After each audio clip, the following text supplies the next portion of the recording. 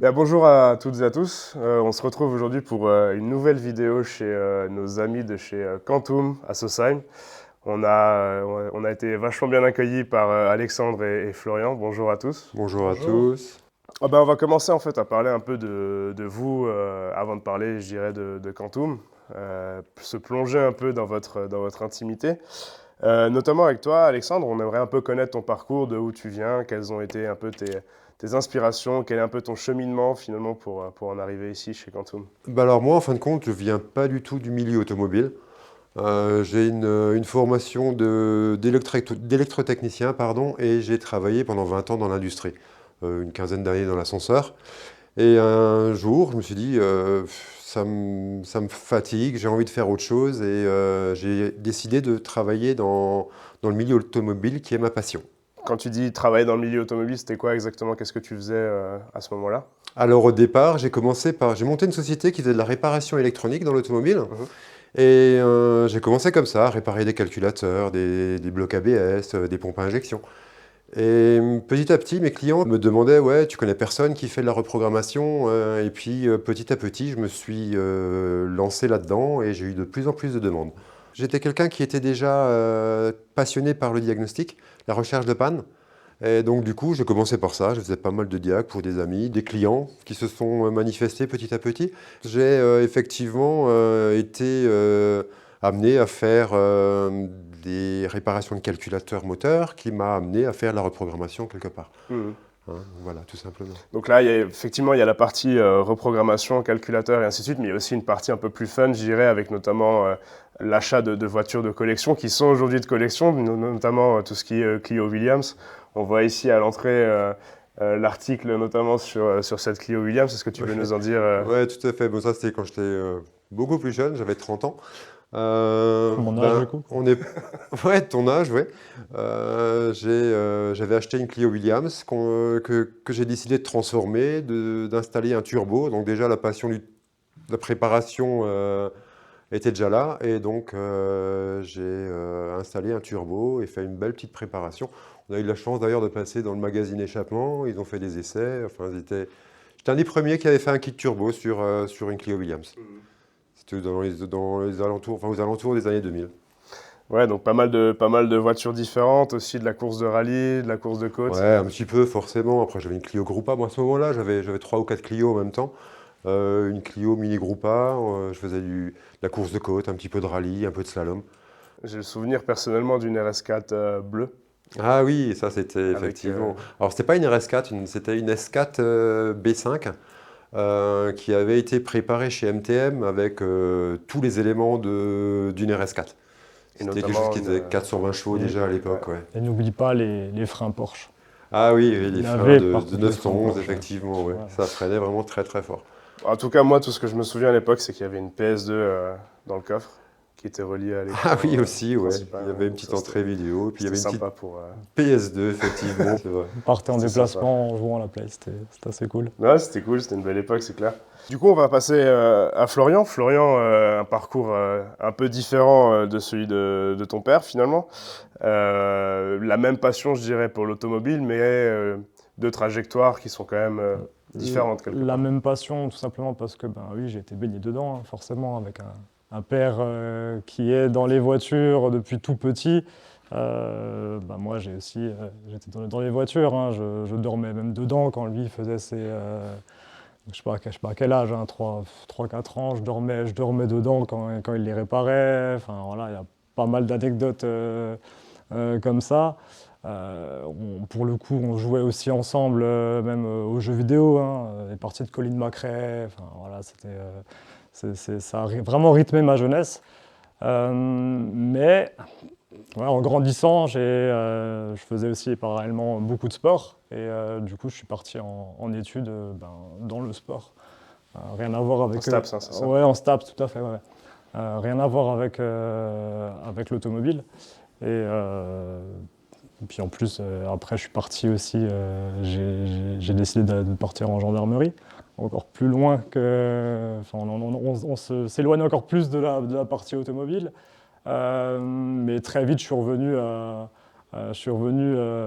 donc, Aux premiers amours. voilà, mes premiers amours, clairement, à l'automobile, quand mon père m'a parlé un peu de Quantum, voilà, qu'il y avait quelque chose, qu'il y avait clairement un marché, enfin, voilà, il y avait la reprogrammation, tout ça. Bah, j'ai sauté, quoi. Je veux dire, oui, oui, je fonce. Et ça, c'était en quelle année, du coup, cette prise de conscience, justement, pour ce nouveau marché à développer? Toi, tu avais déjà commencé, on va Ouais, dire moi j'avais commencé en 2015, 2015, ouais, à ouais, peu c'est ça. près, ouais. Et En 2015, la demande était de plus en plus grande, et puis en mai 2017, on a fait vraiment, on a sauté le pas et on a ouvert Quantum à Bervillers. c'est ça. Pour le coup, on commençait en fait, forcément, on a commencé enfin pour l'histoire plutôt, dans son garage. Hein, donc 30 mètres carrés, c'était déjà 50, ouais. 50, ça, 50 pardon. mètres carrés. Pardon, autant pour moi. 50 mètres carrés, donc c'était sous sa première société. Et puis voilà, comme dit, très vite, il y a eu un marché, ça s'est développé. On a ouvert Quantum à Bervillers et on en est là aujourd'hui, quoi. Justement, on va passer, je pense, maintenant dans l'atelier pour voir un peu plus en détail qu'est-ce que c'est Quantum, quelles sont les installations, quels sont les services que vous proposez actuellement. Donc je vous invite directement à passer et à nous suivre dans l'atelier à côté. Bon, alors on se retrouve maintenant dans la partie atelier. C'est là où les choses sérieuses commencent, si on peut dire. Tout simplement, je pense qu'il faudrait commencer par nous expliquer qu'est-ce que c'est Quantum France et quels sont les types de services que vous proposez éventuellement. Donc déjà, Quantum, c'est une société, plutôt Quantum Tuning, c'est une société anglaise. Hein. C'est une société c'est une très grosse société de reprogrammation. Il y a environ 1000 revendeurs dans le monde entier. C'est présent dans 90 pays, Ouais. même plus de 90 pays. Nous, on est les distributeurs français de Quantum. Quand on dit bien Quantum, on se détache un peu de Quantum Tuning, parce que finalement, le mot tuning a une connotation un petit peu péjorative en France. Du côté des anglophones, il n'y a pas de souci. To tune, c'est le fait de modifier son véhicule, hein, que ce soit la partie esthétique, que ce soit la partie, surtout la partie moteur. Chez nous, ça sera plus voilà, le tuning, la sono, Les LED, les LED, etc. néons, je sais pas si c'est encore. Mais- Voilà, nous on ne fait pas ça, clairement. Nous, on reprogramme, on modifie. C'est surtout la performance des véhicules, quoi. Et quels sont les services que vous proposez ici au sein de la structure à Sosheim? Alors, surtout, hein, la reprogrammation. Donc, c'est-à-dire qu'on va modifier les paramètres du véhicule pour gagner en performance. On va faire de la conversion à l'éthanol et des pièces performance. Donc, on va prendre un véhicule qui ne va pas faire beaucoup où la sonorité va être un petit peu fade, on va pouvoir lui mettre une ligne d'échappement, on va faire une préparation châssis, mettre des combinés filetés, enfin voilà, tout ce qui a trait à la performance. On fait également, hein, ça c'est important de le souligner, de la reprogrammation, notamment sur les beaucoup de tracteurs, enfin beaucoup d'engins agricoles. Parce qu'il faut savoir, il y a un réel gain en consommation ou en temps de travail, parce qu'ils vont pouvoir faire travailler plus d'hectares à l'heure, par exemple, avec un tracteur qui est modifié, parce qu'il aura beaucoup plus de couple, et ça va permettre effectivement de travailler plus vite, et même, oui, effectivement, économiser du carburant, hein. Il y a des économies jusqu'à 20% sur ce genre de véhicule. Grâce à une reprogrammation. Grâce à une reprogrammation en augmentant le couple, effectivement. C'est vrai que ce n'est pas forcément des choses à laquelle on peut penser, hein, effectivement, en premier lieu, une reprogrammation d'un tracteur ou d'une machine agricole, mais c'est aussi des choses que vous proposez. Et dans ce cas-là, comment est-ce que vous fonctionnez? Est-ce que vous vous déplacez? Parce que je suppose que le tracteur, c'est un peu compliqué pour lui de venir jusqu'ici. Pour ça, oui, on va se déplacer, effectivement. Ça, c'est en général moi qui m'en occupe, et puis je me déplace un petit peu dans tout l'est de la France. Alors, que ce soit de la machine agricole ou bien du poids lourd, hein. Ouais. C'est un peu la même démarche. Lorsqu'un client est intéressé pour faire une programmation, pour un projet, et ainsi de suite, comment est-ce que ça fonctionne exactement? Il vous appelle, il vous pose quelques questions finalement sur comment est-ce que ça va fonctionner, ou bien quelle est un peu la méthode? Alors, il va prendre contact avec nous par divers moyens. Ça va être, on a mis un formulaire sur le site internet, quelque chose d'assez simple, où on peut comprendre rapidement la demande du client. mais il peut également, bien sûr, nous appeler hein, et passer directement nous voir, et puis comme ça, on peut discuter ensemble de son projet. Hein, de son projet qui peut être effectivement une reprogrammation, donc quelque chose de pas basique, mais ça va être un stage 1, donc on va modifier le véhicule uniquement d'un point de vue cartographie, mais ça peut également être un gros projet du stage 2, du stage 3, où il va y avoir de la modification de pièces bien plus importante. Ça peut être une modification complète, effectivement. On a déjà préparé des voitures qui étaient toutes d'origine au départ et qui ont fini en voiture de circuit. Donc ça, c'est aussi un petit peu notre spécialité et c'est ce qu'on aime faire, quoi. Ça me rappelle d'ailleurs cette M3 E92 qui avait été entièrement préparée pour circuit, notamment avec une magnifique vidéo tournée par l'équipe de Burn & Shot. Typiquement, ce genre de projet, c'est aussi des choses que vous êtes capable de réaliser, donc préparation pour la course et circuit, quoi. Tout à fait. Ouais. Alors, c'est vraiment en plus, c'est vraiment ce genre de projet qui nous anime. Tu pars d'une voiture qui est d'origine et puis elle finit en voiture préparée qui va permettre d'aller vite en toute sécurité sur un circuit. D'ailleurs, on n'a pas encore trouvé, pas encore trouvé le nouveau projet, mais ouais, ça, c'est quelque chose qui Ouais. qui, Incessamment sous peu, voilà, il va qui y va avoir un arriver. nouveau projet de ce Voilà. type-là. Un peu de teasing, du coup. En attendant, on a une Mégane 3 RS, encore d'origine, qui va passer entre nos mains, et on va lui faire une prépa circuit complète. Pourquoi une Mégane 3 RS? Parce que, à notre sens, c'est un véhicule, c'est vraiment un très très bon rapport qualité-prix, quelque part, pour la piste, quoi. Tout à fait, ouais, c'est une très bonne base de départ. Une très Voiture bonne très base. performante déjà d'origine. Et on va encore l'améliorer et on va faire ce qu'il faut pour que ça aille vite. Quantum, à la base, c'est principalement de la reprogrammation. Je pense qu'il y a une demande grandissante de la part de vos clients pour des activités, ou en tout cas du service d'entretien et de la mécanique. Est-ce que tu peux éventuellement nous en dire un peu plus par rapport à ça? Suite à la demande de nos clients, on fait de l'entretien.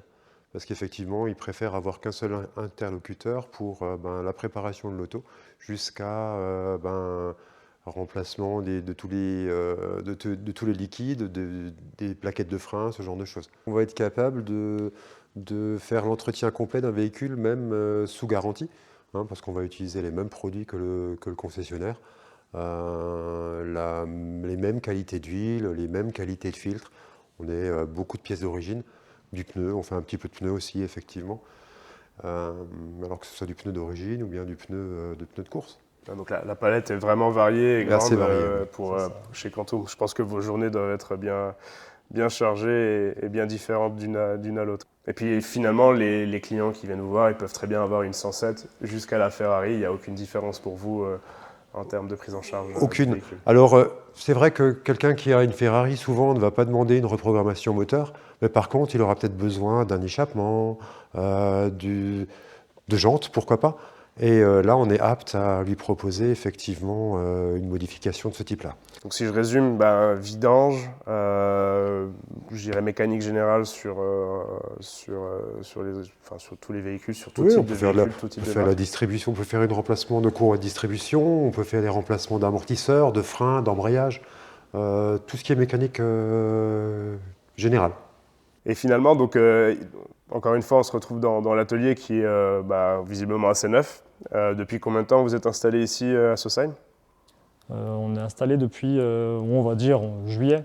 Ouais, voilà, Juillet l'année début de dernière. juillet, ouais, l'année dernière. Donc 2021. Ouais, c'est ça, donc depuis 2021. Pour rappeler juste simplement, dans la vidéo, vous étiez à Bervillers à l'époque. Tout à fait. Et du coup, Notre activité a fortement augmenté.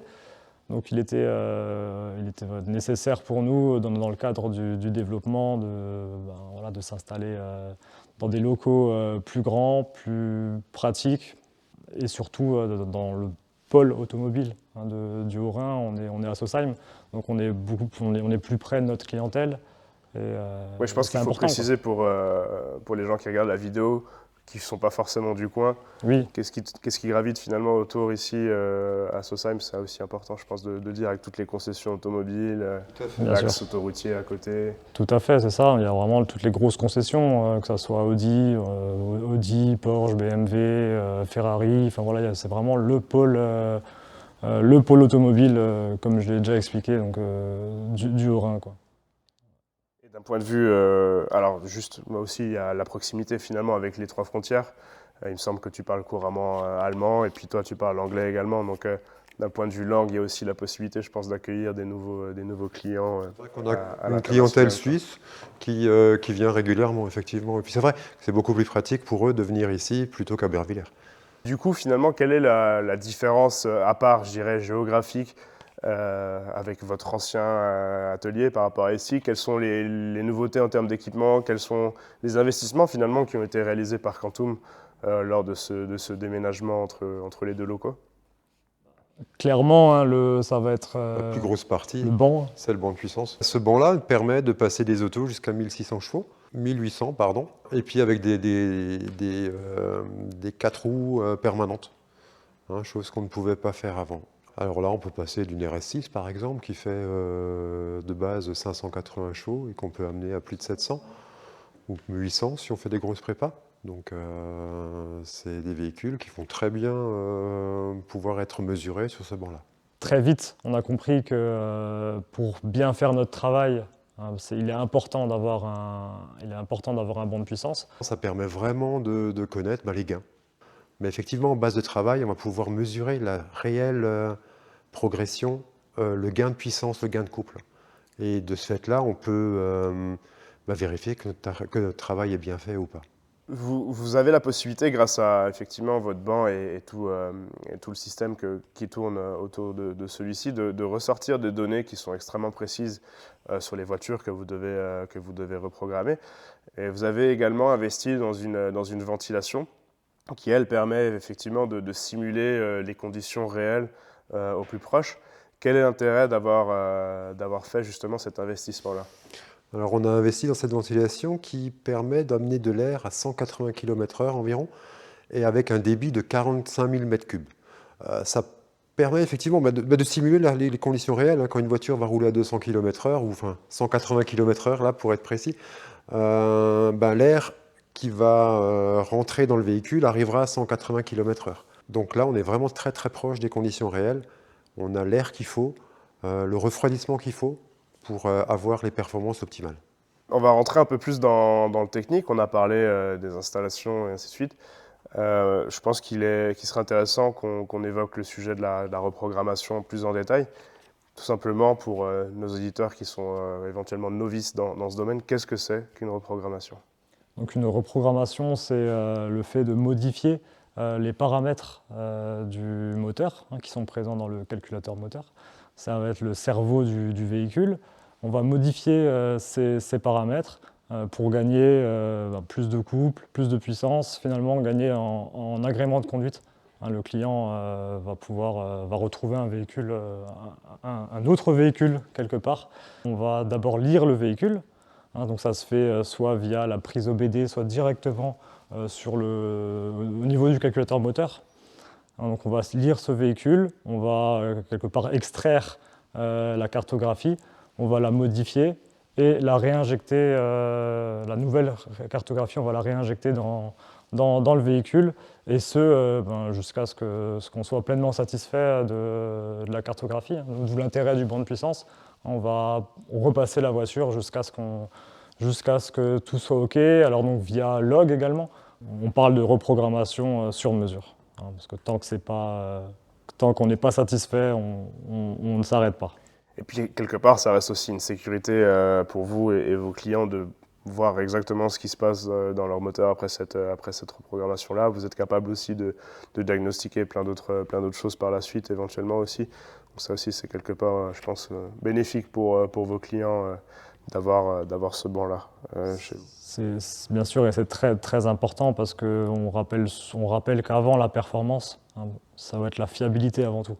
Nous, le but, c'est que le client reparte de chez nous avec un véhicule qui fonctionne. Et longtemps. Et longtemps. Est-ce qu'il y a d'autres bénéfices qu'on peut en tirer de cette de cette reprogrammation-là?